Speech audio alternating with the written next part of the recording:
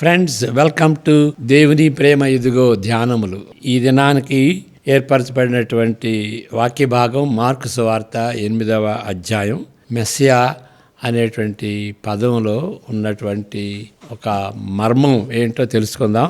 ఫిబ్రవరి 5కి చెందినటువంటి వాక్య భాగం మార్కు 8. రేపటికి ఆదికాండం 39వ అధ్యాయాన్ని చదువుకురండి. ఏసేపు యూదాతో పోల్చినప్పుడు ఏ విధంగా ఏం పాఠాలు నేర్చుకోవచ్చు అనేటువంటి విషయాన్ని రేపు చర్చించుకుందాం. అంతకుముందు చిన్న ప్రార్థన. May the words of my mouth and the meditation of my heart and of our hearts be acceptable in thy sight, my rock and my redeemer. Amen. ఇక్కడ నేను ప్రార్థన చేసింది ఈ వాక్య భాగాలు, 2 వాక్య భాగాలపై ఆధారపడినట్టుగా మనం గమనించాలి. కీర్తనలు 19, 14వ వచనం, అది చదువుకుందాం. మార్కు సువార్త 8 చెప్పక ముందు ఈ ప్రార్థన గురించి. యెహోవా నా ఆశ్రయదుర్గమా, నా విమోచకుడా, నా నోటి మాటలను, నా హృదయ ధ్యానములను నీ దృష్టికి అంగీకారములగునుగాక. ఇక్కడ ఎవరిని సంబోధించారు? యెహోవాని సంబోధించి చేసినటువంటి ప్రార్థన. నా ఆశ్రయ దుర్గమా, నా విమోచకుడా. ఎప్పుడైనా సరే ప్రార్థన చేసేటప్పుడు ఎవరిని సంబోధిస్తూ, ఏ విధంగా సంబోధిస్తున్నారో దానికి ప్రార్థనకి ఏంటి సంబంధం అని కూడా మనం ఆలోచించాలి. ఇక్కడ నా నోటి మాటలు, నా హృదయ ధ్యానం, ఆ విధంగా మన నోటి మాటలు, మన హృదయ ధ్యానం దేవునికి అంగీకారంగా లేనటువంటి పరిస్థితుల్లో కూడా ఉంటాయి. అప్పుడు ఎవరు మనకు గతి? మన విమోచకుడు గతి, మనకు ఆశ్రయదుర్గం గతి. కాబట్టి ఆయన మనల్ని కాపాడుతాడు, మనల్ని విమోచిస్తాడు, మనల్ని క్షమిస్తాడు. కాబట్టి ప్రభువా, నా నోటి మాటలు సరిగా ఉండకపోవచ్చు, మీరే నన్ను క్షమించాలి, మీ క్షమాపణ కోరుకుంటున్నాను అనేటువంటి ఆ విధంగా నా ఆశ్రయ దుర్గమా, నా విమోచకుడా అని సంబోధిస్తున్నాడు అన్నమాట. కీర్తనలు 139, 19 నుండి 24 వరకు. 24లో కూడా మెడిటేషన్ మీద, ధ్యానాల మీద ఉంటుంది. కానీ ఆ సందర్భాన్ని చూసేటట్లయితే కీర్తనలో 139, 19వ వచనం. దేవా, నీవు భక్తిహీనులను నిశ్చయముగా సంహరించెదవు. నరహంతకులారా నా యొద్ద నుండి తొలగిపోవుడి.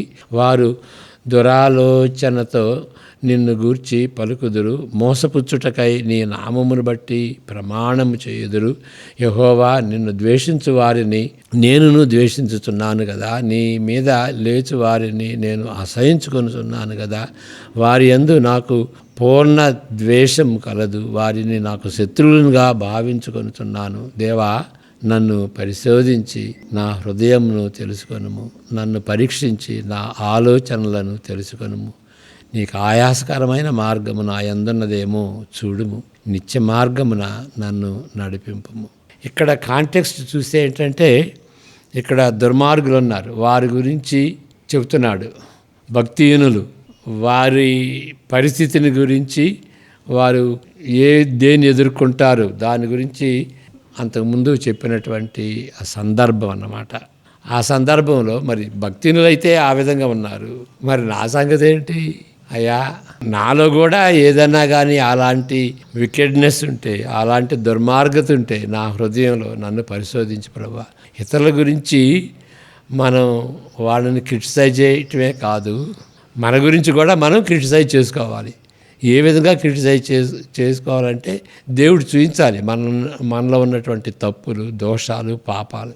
అందువలన మనం కూడా అడుక్కోవాలి. వాళ్ళ అపవిత్రతను మనం చూస్తూ మన అపవిత్రతను కప్పుకోకూడదు అనేటువంటి రీతిగా ఇక్కడ కీర్తనీయుడు ఆ విధంగా ప్రార్థన చేస్తున్నాడు.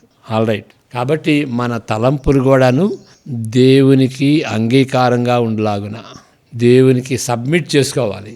దేవునికి ఆయాసకరంగా ఉండేటువంటి ఆలోచనలు, తలంపులు, ప్రణాళికలు, మన చిత్తాన్ని దేవుని చిత్తానికి, దేవుని ప్రణాళికకి అర్పించుకోవాలన్నమాట అని మనం ఆశపడాలి. అది పరిశుద్ధతలో ఆ విధంగా మనం ఎదుగుతాం. ఓకే, ఇప్పుడు మార్కు సువార్త 8వ అధ్యాయం. ఈ దీనిలో ఉన్నటువంటి వచనాలన్నీ చదువుకోవడానికి సమయం లేదు, కానీ మనం చదువుకోవాలి. 31 నుండి 38 చదువుకుందాం. మరియు మనిషి కుమారుడు అనేక హింసలను పొంది పెద్దల చేతను, ప్రధాన యాజకుల చేతను, శాస్త్రుల చేతను ఉపేక్షింపబడి చంపబడి 3 దినములైన తరువాత లేచుట అగత్యమని ఆయన వారికి బోధింపనారంభించెను. ఈయన ఈ మాట బహిరంగముగా చెప్పెను. పేతురు ఆయన చేయి పట్టుకొని ఆయనను గద్దింపసాగాను. అందుకు ఆయన తన శిష్యుల వైపు తిరిగి వారిని చూచి, సాతానా, నా వెనుకకు పొమ్ము. నీవు మనుషుల సంగతులను మనస్కరించుచున్నావు గాని దేవుని సంగతులను మనస్కరింపక ఉన్నావని పేతురును గద్దించెను. అంతటా ఆయన తన శిష్యులను జనసమూహమును తన యొద్దకు పిలిచి, నన్ను వెంబడింపగోరువాడు తన్ను తాను ఉపేక్షించుకొని తన శిలువను ఎత్తుకొని నన్ను వెంబడింపవలెను. 38 వరకు. తన ప్రాణమును రక్షించుకుని కోరువాడు దాన్ని పోగొట్టుకును. నా నిమిత్తము, సువార్త నిమిత్తము తన ప్రాణమును పోగొట్టుకునివాడు దాన్ని రక్షించుకొనును. ఒకడు సర్వలోకమును సంపాదించుకొని తన ప్రాణమును పోగొట్టుకొనుట వానికి ఏమి ప్రయోజనము? మనుష్యుడు తన ప్రాణమునకు ప్రతిగా ఏమి ఇయ్యగలడు? వ్యభిచారమును పాపమును చేయు ఈ తరము వారిలో నన్ను గూర్చియు నా మాటలను గూర్చియు సిగ్గుపడు వాడెవడో వానిని గూర్చి మనిషి కుమారుడు తన తండ్రి మహిమగలవాడై పరిశుద్ధ దూతలతో కూడా వచ్చినప్పుడు సిగ్గుపడునని చెప్పాను.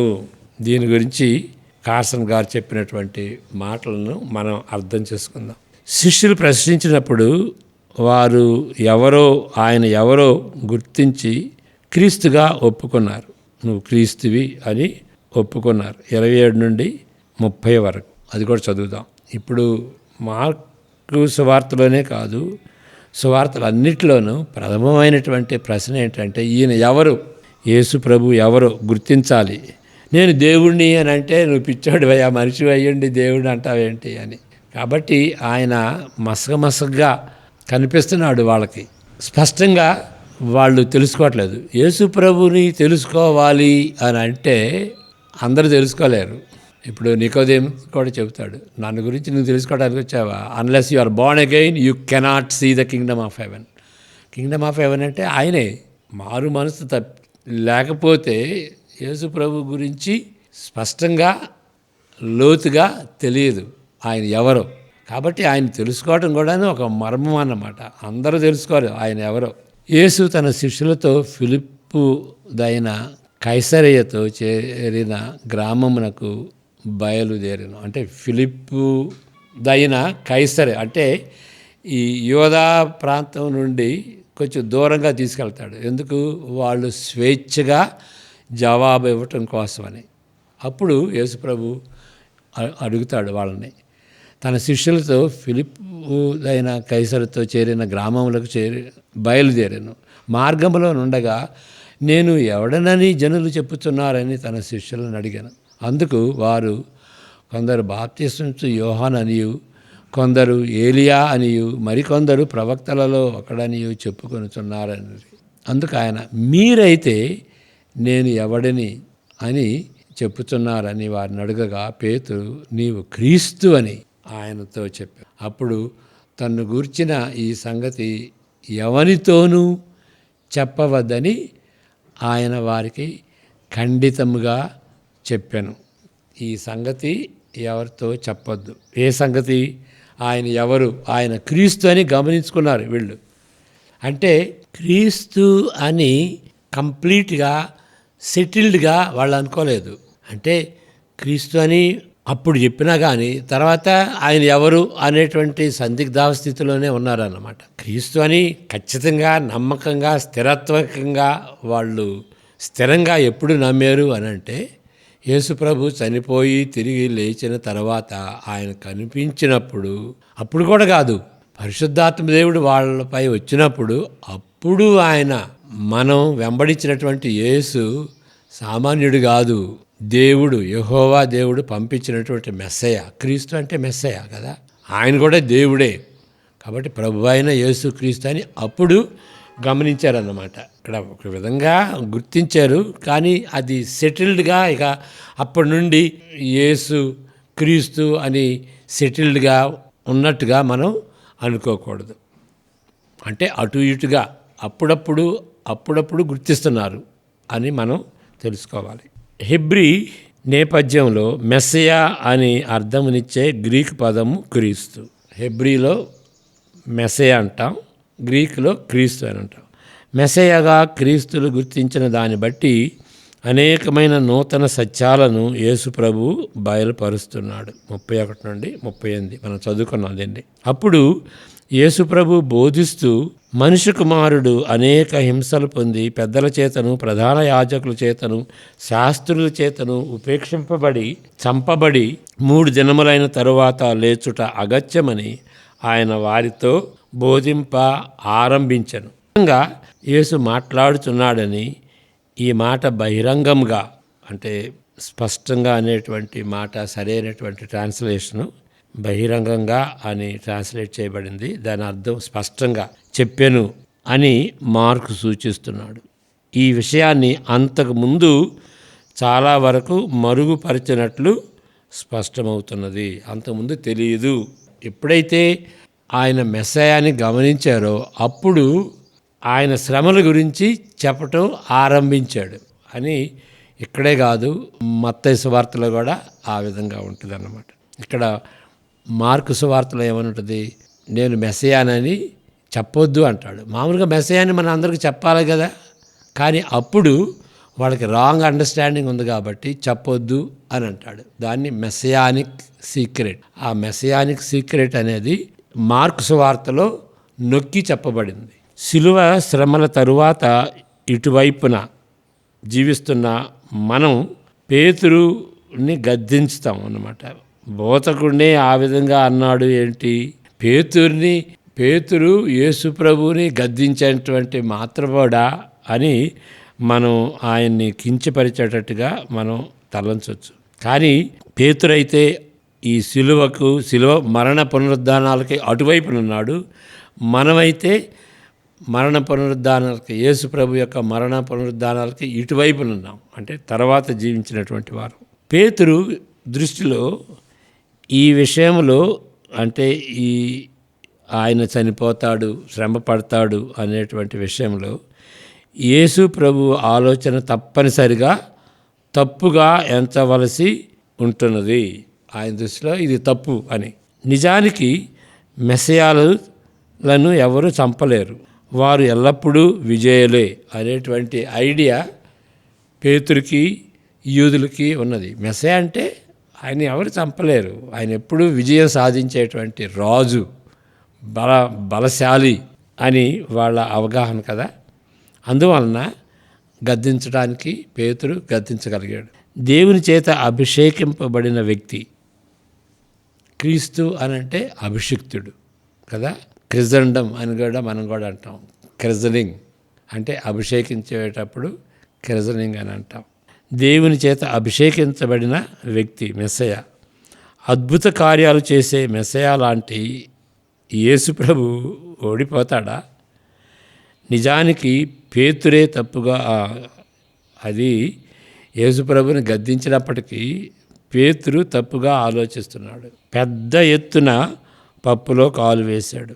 దీనికి కారణం విజయ వీరుడైన రాజుగా ఉన్నప్పటికీ యేసు ప్రభు మెస్సయా శ్రమ సేవకుడని శిష్యులు కూడా అప్పటికీ గ్రహించలేదు.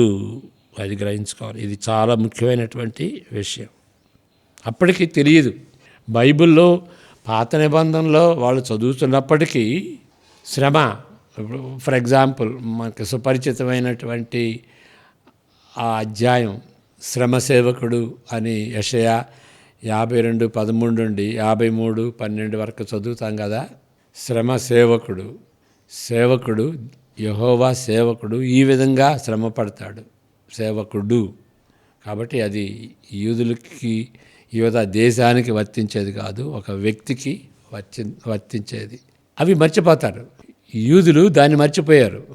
విజయుడిగా ఉంటాడు మెస్సయ్య అని తలంచారు, కానీ ఆయన శ్రమపడేటువంటి వాడు కూడా అని వాక్యంలో ఉన్నది, పాత నిబంధనలో ఉన్నది, యెషయాలో ఉన్నది, కీర్తనలో ఉన్నది, అనేక చోట్ల ఉన్నది. ఆయన శ్రమపడి మరణించి తిరిగి లేస్తాడు అనేటువంటి సత్యం వాళ్ళు ఉన్నప్పటికీ వాళ్ళు ఆ మర్మం వాళ్ళకి తెలియలేదన్నమాట. ఇంకా మరికొన్ని సత్యాలు ముందు రానున్నవి, తటస్థపడతవి. ఆయన హింసలు పొంది మరణించి తిరిగి లేస్తాడని యేసు నొక్కి చెప్పుటయేగాక ఆయన శిష్యులు కూడా తన్ను తాను ఉపేక్షించుకొని తన శిలువ ఎత్తుకొని నన్ను వెంబడింపవలెను. యేసు ప్రభువే ఆ విధంగా శిలువ బయటం కాదు, మన రక్షణార్థమై ఆయన వెంబడించేటువంటి శిష్యులు కూడా ఆ విధంగా శిలువనెత్తుకొని ఆయన వెంబడించాలి. అంటే ఎవరినో రక్షించడానికి, లేకపోతే వారి రక్షణార్థమై వాళ్ళు శిలువనెత్తుకోవటం కాదు. అది సేవలో తమను తాము ఉపేక్షించుకుని యేసు ప్రభుని వెంబడించాలి. శిలువ అంటే దాని గుర్తు అన్నమాట. మళ్ళా చదువుతాను. ఆయన హింసలు పొంది మరణించి తిరిగి లేస్తాడని యేసు నొక్కి చెప్పుటయేగాక ఆయన శిష్యులు కూడా తన్ను తాను ఉపేక్షించుకొని తన శిలువను ఎత్తుకొని నన్ను వెంబడింపవలెను అని యేసు ప్రభు ఉద్ఘాటిస్తున్నాడు 34వ వచనంలో. ఈ మాటలు వింటున్న చెవికి 1వ శతాబ్దములో నివసించే వ్యక్తులను కంపింపచేసేటువంటి మాటలు. శిలువ అంటే, శిలువని ఎత్తుకోవటం అని అంటే పంటి నొప్పితో బాధపడుతున్నట్లు, కానీ ఒక పంటి నొప్పితో ఇది నాకు శిలువ అయిపోయిందిరా అని అంటాం కదా. ఉద్యోగం పోయింది, వేదనతో ఉన్నది, అది నాకు శిలువ అయింది అని అంటారు. వ్యక్తిగత వైఫల్యమును బట్టి వచ్చే నిట్టూర్పుగా తలంచకూడదు. రోమా ప్రభుత్వము శిక్షించే ఉరి శిక్షలన్నిటిలోనూ శిలువ వేయుట అమానుష్యమైనదని అందరూ గ్రహించి నాగరికత గల సమాజంలో ఆ మాట ప్రస్తావనే ఉండకూడదు. శిలువ గురించి చెప్పటువంటి కొన్ని విషయాలు సమాజంలో చెప్పుకోరు. మన సమాజంలో చావు గురించి ఎక్కువగా డిస్కషన్ ఉండదు. ఓకే, అలాంటి పరిస్థితి అన్నమాట. కల్చరల్గా ఉన్నటువంటి సమయంలో నాగరికత కలిగినటువంటి ఆ యొక్క డిస్కషన్లో ఎప్పుడు కూడాను శిలువ అనేటువంటి మాట ఉండదు. అలాంటి ఒక స్ట్రాంగిల్డ్ దాని గురించి అసలు ఎత్తకూడదన్నమాట. అది అపశకునులాగా ఉంటుంది కాబట్టి దాన్ని ఎత్తకూడదు. ఉరి శిక్షలన్నిటిలో శిలువ వేయుట అమానుషమైనదని అందరూ గ్రహించి నాగరికత గల సమాజంలో ఆ మాట ప్రస్తావనే ఉండకూడదని సమాజం తలస్తుంది అన్నమాట. ఖండించబడిన నేరస్తుడు తన శిలువనెత్తుకొని, అనగా శిలువలో ఉండే అడ్డుకర్రను శిలువ వేయబడిన స్థలం వరకు మోసుకొని వెళ్ళవలెను. శిలువ మోయటం అంటే అర్థం ఏంటి? ఇప్పుడు మామూలుగా శిలువ అంటే ఈ విధంగా ఉంటుంది కదా. ఎవరైనా శిలువ కర్ర మోసేటప్పుడు దీన్ని మోస్తారు. ఇది అక్కడే ఉంటుంది. ఏది ఎక్కడైతే ఆయన్ని శిలువ వేస్తారో అక్కడ గుంట తీసి దీన్ని ఎరెక్ట్ చేస్తారన్నమాట. లేకపోతే అది ఆ గుంట దగ్గర ఉంటుంది. ఇది మోస్తారు. అది మనం గ్రహించుకోవాలి. మోసేది ఇదన్నమాట. శిలువ అంతటిని మోయరు, దీన్ని మోస్తారు, అడ్డుకర్ర. రోమా ప్రభుత్వము శిక్షించే ఉరి శిక్షలన్నిటిలో శిలువది, అనగా శిలువలో ఉండే అడ్డుకర్రను శిలువ వేయబడు స్థలము వరకు మోసుకొని వెళ్ళవలెను. ఒకవేళ శిలువ వేయవలసి వచ్చినప్పుడు మిమ్ములను ఆదరించగలిగేది ఏమీ ఉండదు. ఎందుకంటే డిసైడ్ అయిపోయింది, తీర్పు అయిపోయింది. శిలువ వేయబడటం అని అంటే దాన్ని ఎవరు కూడాను ఆ యొక్క ఐడియాని కానీ ఆ యొక్క శ్రమ నుండి కానీ ఓదార్చేటువంటి వాళ్ళు ఎవరు లేరు. అలాంటి పరిస్థితి అన్నమాట. భరించలేని వేదనతోనూ అవమానంతోనూ కూడిన మరణమే వాళ్ళకి ఎదురవుతుంది. కాబట్టి ఎవరైతే శిష్యులుగా ఉంటున్నారో, మనం శిష్యులుగా ఉంటున్నాం కదా, మనల్ని ఆదరించే వాళ్ళు ఎవరు లేరు. మరణమే మన ఎదుర్కొనేటట్టుగా ఉంటుందన్నమాట. అయినప్పటికీ యేసు ప్రభువు వాడిన భాష ఇదే. ఇలాంటి పరిస్థితుల్లో కూడాను యేసు ప్రభు చెప్పాడు, మీ యొక్క సిలువను మీరు మోయాలి. లూకా సువార్తలో అయితే అనుదినము అని ఉంటుంది. టేకప్ యువర్ క్రాస్ డైలీ అని ఉంటుంది. ఇక్కడ డైలీ అని లేదు, కానీ దాని అర్థం కూడా అదే. తన శిష్యులందరూ గ్రహించవలసిన కీలకమైన విషయం ఏంటి అని అంటే, ఆయనను అనుసరించుట అనగా స్వార్థమునకు స్వస్తి చెప్పుటతో ముడిపడి ఉన్న బాధ. స్వార్థాన్ని వదిలిపెట్టుకోవటం కష్టం అన్నమాట. అంటే స్వార్థాన్ని చంపుకోవాలి. సిలువ మరణాన్ని సూచిస్తుంది కదా, అంటే స్వార్థాన్ని చంపుకుని ఆయన వెంట వెళ్ళాలి అన్నమాట. ప్రతి పాపానికి ఆధారం స్వార్థం, ఫౌండేషను స్వార్థం. కాబట్టి యేసుప్రభు దాన్ని హిట్ చేస్తున్నాడు, దాన్ని సూచిస్తున్నాడు అనమాట. స్వార్థంతో ఉంటే యేసుప్రభుని వెంబడించలేము అని అర్థం అన్నమాట. వేదనను అనుభవించుట అని అర్థం. ముడిపడి ఉన్న బాధను, వేదనను అనుభవించుట అని అర్థం. ఆత్మీయ వీరత్వాన్ని, బల శౌర్యాన్ని చూపించుటకు కాదు, కానీ స్వార్థానికి స్వస్తి చెప్పి యేసు ప్రభు వైపు హృదయపూర్వకంగా తిరుగుట అని బ్లంట్గా చెప్పిన మాట అది. సిలువ మోసుకొని నన్ను వెంబడించాలి అని అంటే ఒక విధంగా మోటు రకంగా చెప్పినట్టుగా ఉంటుంది, కల్చరల్గా చెప్పినట్టు కాదు, అది యథార్థం. ఎవరైతే యేసు ప్రభుని వెంబడిస్తారో వాళ్ళు పడాల్సినటువంటి యాతన దేనికంటే స్వార్థానికి స్వస్తి చెప్పాలి.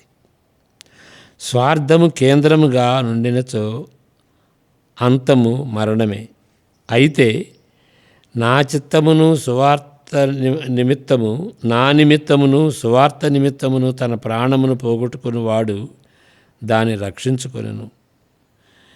దీనికి కట్టుబడిన వారిలో చాలా కొద్దిమంది మాత్రమే భౌతిక జీవితాన్ని కోల్పోతారు. కానీ మనకందరికీ వర్తించే సత్యం ఇది.